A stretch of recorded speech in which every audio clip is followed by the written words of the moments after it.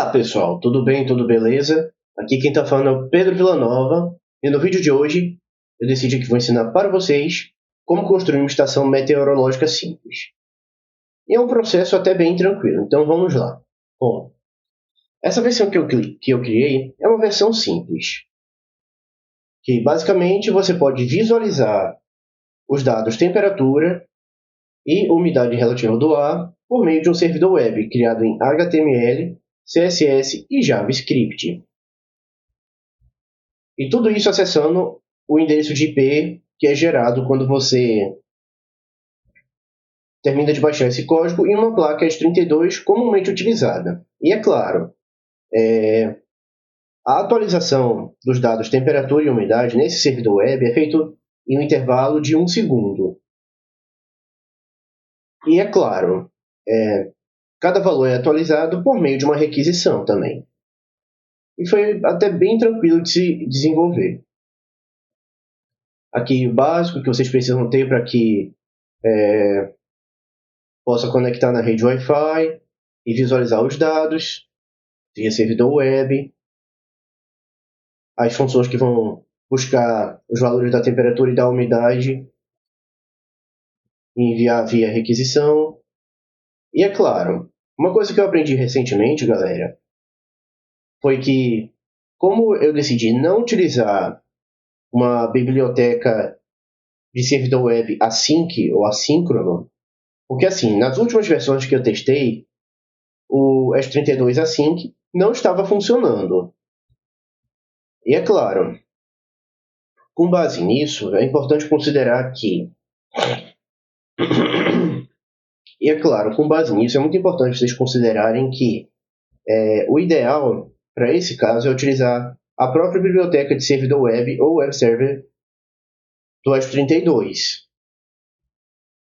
As configurações e as funções são basicamente as mesmas, que são basicamente as mesmas funções de uma biblioteca async, mas o que muda é uma parte da estrutura e a forma como você chama as funções. E é claro, detalhe importante, como eu decidi também enviar dados para o Firebase, banco de dados NoSQL Firebase, eu decidi atualizar a cada 5 minutos, que a atualização de envio de dados é a cada 5 minutos, principalmente para vocês conseguirem economizar mais bateria na hora que vocês botam a estação meteorológica de vocês para funcionar, certo? E é claro, como se trata de um projeto simples, a data e a hora é obtido por meio do protocolo NTP. E aqui e aqui as funções que são responsáveis por converter os valores da data e da hora, o que inclui hora, minuto, segundo, dia, mês e ano. Preciso converter todos eles. E é claro, no caso do protocolo NTP quando eu utilizei, os meses são gerados através dos nomes. E aqui eu utilizei esse if-else para que, caso seja gerado os meses janeiro, fevereiro, março, abril, maio, junho, julho, agosto, setembro, outubro, novembro ou dezembro, todos eles em inglês, ele retorne o número que corresponde ao mês. E aqui estão as variáveis tipo string, que vão converter as variáveis tipo int, responsáveis por exibir data e hora, ok? E é claro, para vocês poderem armazenar ou enviar dados para o Firebase no formato adequado, eu sempre recomendo utilizar o formato JSON, de modo que as variáveis e os valores estejam muito bem estruturados e não precisam se preocupar com caracteres como esse, porque assim, é comum, vez por outra, em algumas linguagens, não conseguir exibir caracteres que não estão na tabela ACE normal. É comum acontecer de haver erro na hora de gerar ou exibir caracteres como esse daqui, para indicar o grau Celsius, assim como letras com acento, C cedilha. E por sinal, letras com acento e C cedilha você só encontra na tabela ACE estendida, certo? Aí é claro, E é muito importante vocês terem em mente o seguinte: como você está utilizando nesse projeto a biblioteca normal de servidor web do ES32, por ele não ser assíncrono, é preciso utilizar essa função aqui, à espera, que eu pesquisei e criei.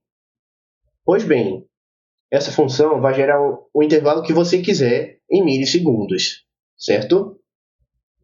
E eu resolvi chamar essa função aqui, handleClient, aqui também, porque assim, se você colocasse uma função delay comumente utilizada, como essa aqui, por exemplo, se você utilizasse essa função, por exemplo, isso pode interferir no funcionamento do servidor web. Quando você chama a função handleClient, essa função, no caso, é obrigatória para que o servidor web que você baixou no ES32 possa rodar, certo? Mas aí é que está. Se você chamar um delay, pode acontecer da execução do servidor web ser interrompida por conta do delay, como você chama ele normalmente. Por isso que tem que ter uma função como essa aqui, para que ele possa enviar dados para o Firebase e exibir esses mesmos dados em um servidor web. E é isso basicamente. Aí, é claro, e se tratando da estrutura que eu desenvolvi, basicamente eu fiz o seguinte. Eu resolvi fazer aqui, como vocês estão vendo, essa caixa aqui, que levou 10 horas para concluir a impressão. Mas tem espaço suficiente para acomodar um S32, um sensor DHT22, um módulo de recarga com boost embutido e alguns fios do tipo jumper. E é claro, essas outras peças aqui, como vocês estão vendo, a ideia é a seguinte. Aqui, por exemplo, essas peças aqui servem para você encaixar e proteger o painel solar que eu comprei de 6 volts e 1 watt de potência. Certo? E é claro, essas peças aqui servem para você tampar ou melhor dizendo, no caso dessas duas aqui, isso depende muito do que você quiser fazer. Aliás, muito essa aqui não tinha necessidade.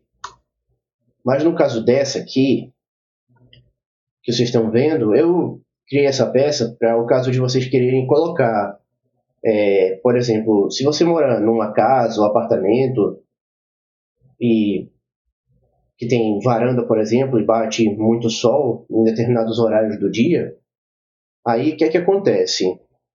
Essa peça aqui permite que você possa colocar essa caixa na parede por meio de parafusos. Por meio de parafusos você consegue utilizar essa peça encaixada nessa caixa para poder colocar a estação funcionando na parede. E é claro, mas além de vocês utilizarem essa caixa e essa peça, outra alternativa também que dispensa o uso dessa peça aqui é vocês colarem essa caixa na parede utilizando fita dupla face. Utilizando fita dupla face, o mesmo valendo para esse suporte para o painel solar. Basicamente é isso. Vocês podem colocar esse painel solar, esse suporte junto com o painel solar na parede, por meio de fita dupla face também. E aqui, por exemplo, está uma peça que eu imprimi,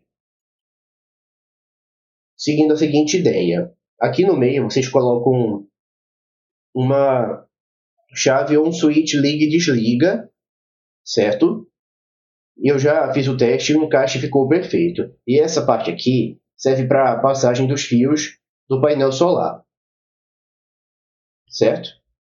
E é isso basicamente. E é claro, considerando que é apenas um S32 e um DHT22, isso dispensa o uso de uma protoboard. Aí é isso basicamente. Vocês podem colocar essa peça presa na parede por meio de parafusos, ou, se vocês preferirem, podem utilizar fita dupla face, que também aguenta, que também é confiável. E é claro, essas aberturas aqui não foram pensadas assim aleatoriamente. Com base muito no que eu vim estudando de uns anos para cá, essas aberturas aqui permitem que o sensor DHT22 possa medir dados meteorológicos com precisão, além de permitir também a ventilação. E é claro, e principalmente, o motivo delas terem esse formato serve principalmente para proteger contra as intempéries. Lembre-se disso, quando vocês forem projetar a própria estação de vocês, lembre-se de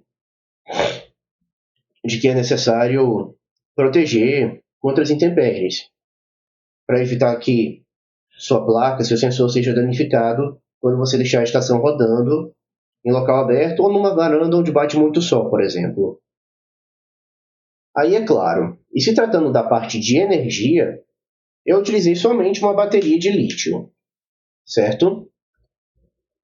E é claro, em vez de utilizar o que é comumente utilizado em projetos, no caso o famoso TP4056 e o Boost MT3608, eu utilizei esse módulo aqui, que além de é, recarregar uma bateria, seja por energia solar, indução, energia eólica ou ligado direto numa fonte ou numa entrada USB, ele também tem um boost que permite você aumentar a voltagem de saída para até 24 volts.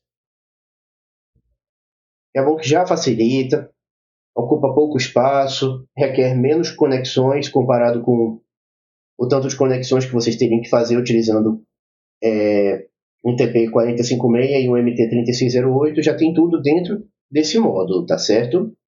Facilita mais. E é claro, como eu tinha dito antes, eu decidi que os dados do sensor da estação aqui, ó, como vocês podem ver, eu decidi que eles seriam enviados a cada 5 minutos para o banco de dados NoSQL Firebase, certo? Aí o que acontece?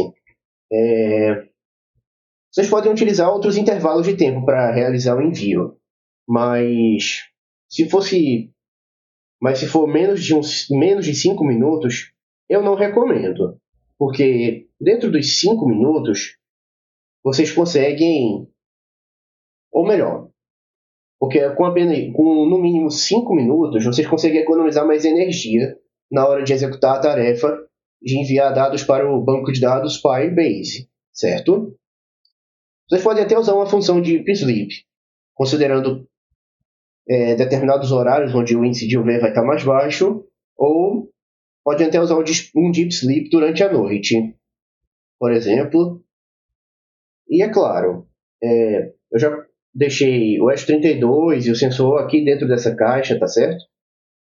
Aqui, ó, como podem ver, também está o painel solar. E é claro, para proteger a parte do painel solar, que é responsável por conectar os cabos dele, os cabos positivo e negativo, eu recomendo vocês cobrirem um pouco usando cola quente, para proteger contra intempéries, tá certo? Aí pronto, aí também é comum, por exemplo,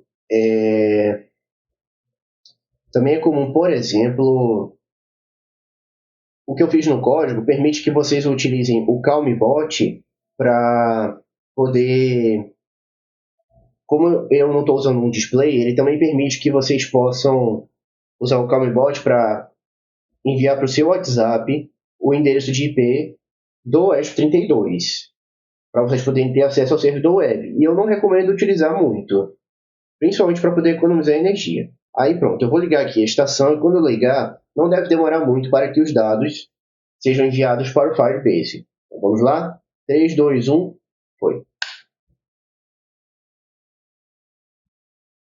Pronto, não deve demorar muito. Vamos ver. Pronto, aí como vocês viram, ó, os dados chegaram. E aqui onde eu estou, o horário está certo, temperatura em graus Celsius 24 graus e umidade relativa do ar 66%, certo? Aí vamos continuar.